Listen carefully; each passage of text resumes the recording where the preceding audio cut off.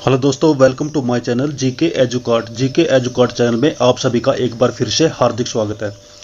दोस्तों, ये मेरी भारतीय इतिहास की सीरीज चल रही है जिसको मैं लुसेंट जीके बुक से कवर कर रहा हूँ। अभी तक हम भारतीय इतिहास के ऊपर 42 वीडियो बना चुके हैं, जिसमें अभी तक हमने भारत का प्राचीन कालीन इतिहास और भारत का मध्यकालीन इतिहास कवर कर चुके हैं। अभी भारत का आधुनिक इतिहास चल रहा है, जिसमें हम बंगाल के गवर्नर, उसके बाद हम बंगाल के गवर्नर जनरल और फिर भारत के गवर्नर जनरल पढ़ चुके हैं। अभी चल रहा है अंग्रेजों के वायसराय, जिन्होंने भारत के ऊपर शासन किया, जो 1857 की क्रांति के बाद बनना शुरू हुए थे, जिसको लगभग पूरे भारत का उत्तरदायित्व सौंप दिया था। तो चलिए दोस्तों, शुरू करते हैं भारत के वायसराय।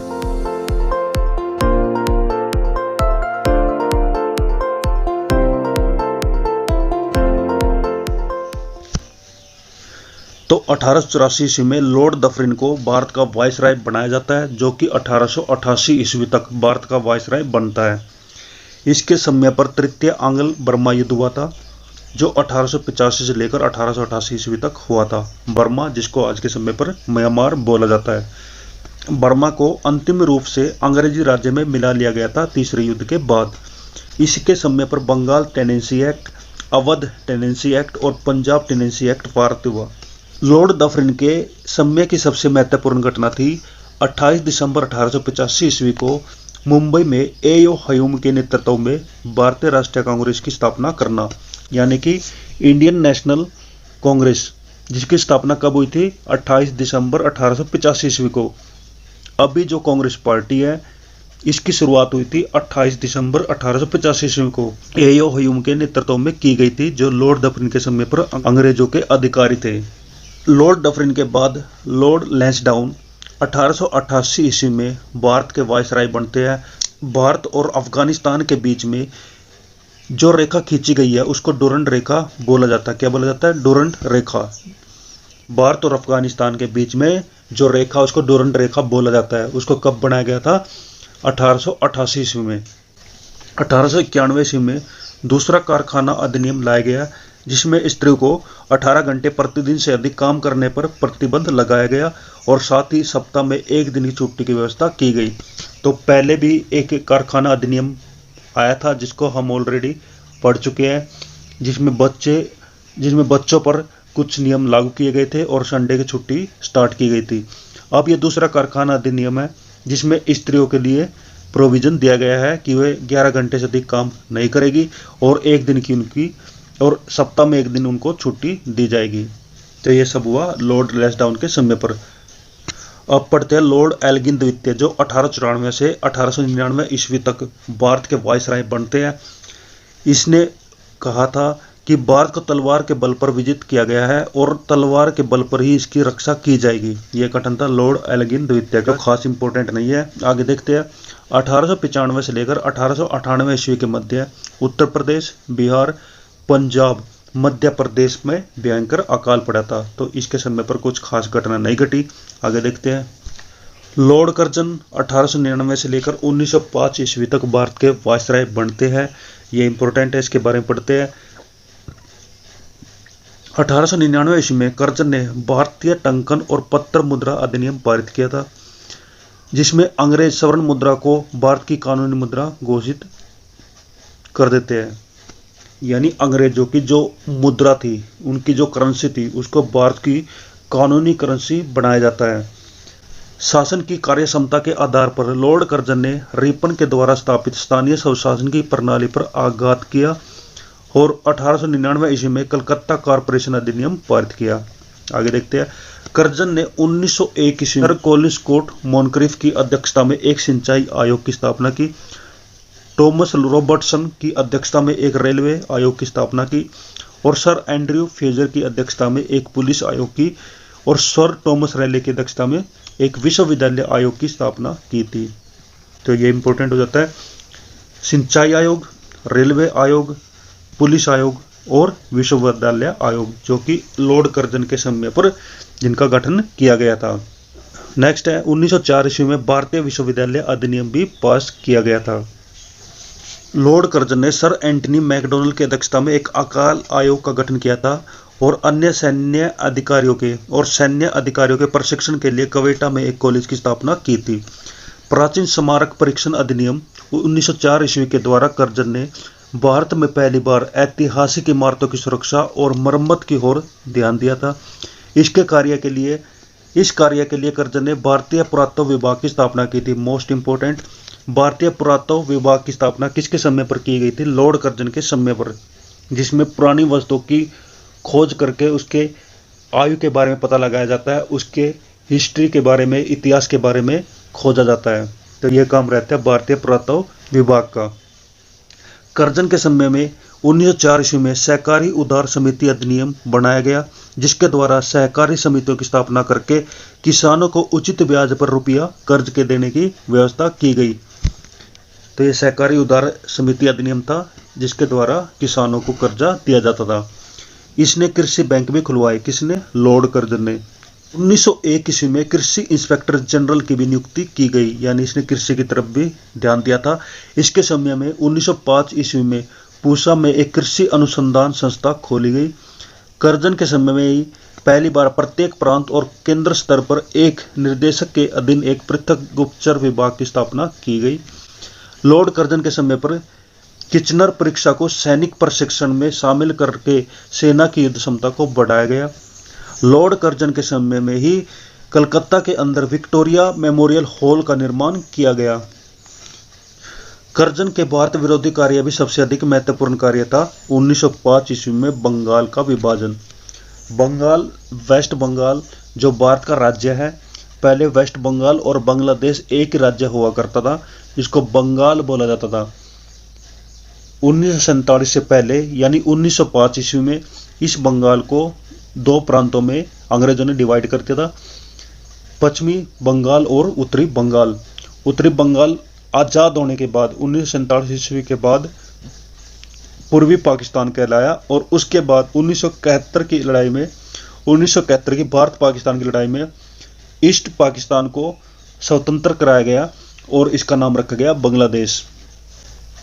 तो 1905 ईस्वी में बंगाल का विभाजन लॉर्ड कर्जन के नेतृत्व में किया गया।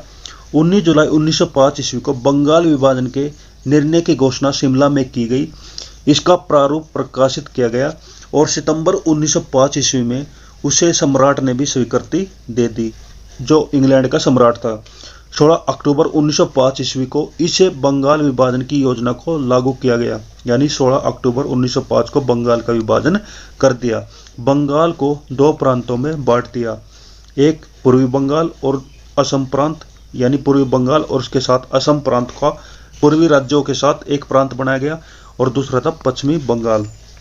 पूर्वी बंगाल का मुख्यालय ढाका में बनाया गया और lieutenant governor sir Andrew Fraser को इसका अध्यक्ष बनाया। गवर्नर जनरल की कार्यकारिणी के कारण सैनिक सदस्य के अधिकारों के प्रश्न पर कर्जन का प्रधान सेनापति किचनर से मतभेद हो गया, जिसे भारतीय सचिव ने किचनर का पक्ष लिया। इससे असंतुष्ट होकर 1905 ईस्वी में लॉर्ड कर्जन ने त्यागपत्र दे दिया। उसके बाद वायसराय बनते हैं लॉर्ड मिंटो द्वितीय। लॉर्ड मिंटो द्वितीय जो 1905 ईस्वी से लेकर 1910 ईस्वी तक भारत के वायसराय रहते हैं।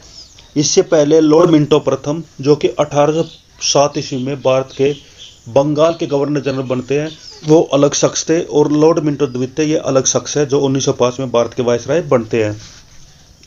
इसके समय पर आगा खान और सलीम उल्लाह खान के द्वारा ढाका में 1906 ईस्वी में मुस्लिम लीग की स्थापना की गई। मुस्लिम लीग की स्थापना किन के द्वारा की गई थी? आगा खान और सलीम उल्लाह खान के द्वारा। किसके समय पर की गई थी? लॉर्ड मिंटो द्वितीय के समय पर। कब की गई थी? 1906 ईस्वी में। तो ये सब इंपॉर्टेंट है। 1907 में कांग्रेस के सूरत अधिवेशन में कांग्रेस का विभाजन हो जाता है, यानी कांग्रेस पार्टी जो थी उसका विभाजन 1907 ईस्वी में हो जाता है। इसके शासनकाल में, लॉर्ड मिंटो द्वितीय के शासनकाल में 1907 ईस्वी में आंग्ल और रूसी प्रतिनिधि मंडलों के बीच में बैठक होती है, यानी अंग्रेजों और रूसियों के बीच में 1907 ईस्वी में बैठक होती है। नेक्स्ट आ जाता है मुसलमानों के लिए अलग निर्वाचन व्यवस्था।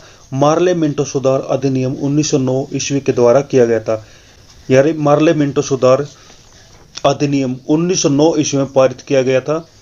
और ये किसके लिए था? मुसलमानों के लिए एक अलग निर्वाचन व्यवस्था करने का, यानी मुसलमान अलग से चुनाव लड़ सकते हैं।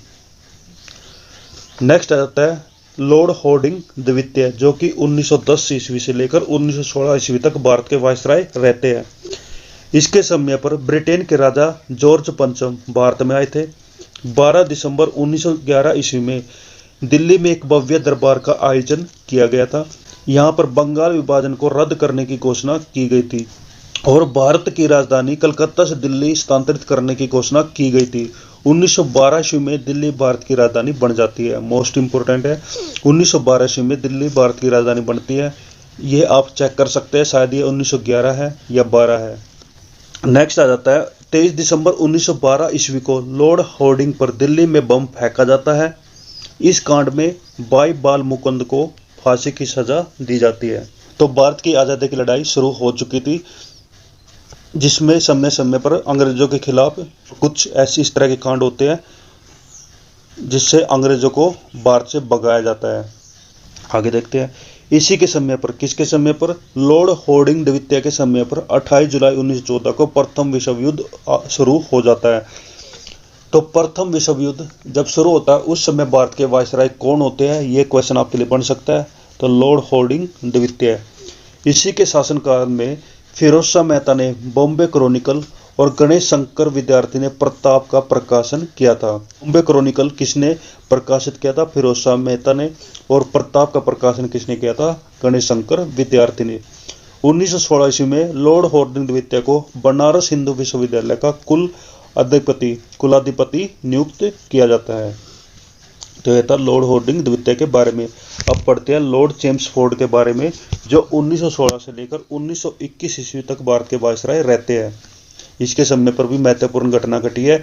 अब आगे जितने भी वायसराय बनेंगे वे सभी इंपॉर्टेंट है, क्योंकि उसमें ऐसी ऐसी घटनाएं घटी है जो कंपटीशन एग्जाम में ज़्यादा पूछी जाती है। तो कांग्रेस के लखनऊ अधिवेशन में कांग्रेस का एकीकरण हो जाता है और मुस्लिम लीग के साथ भी समझौता कर लिया जाता है। जो कांग्रेस का पृथक्करण हुआ था, कब हुआ था?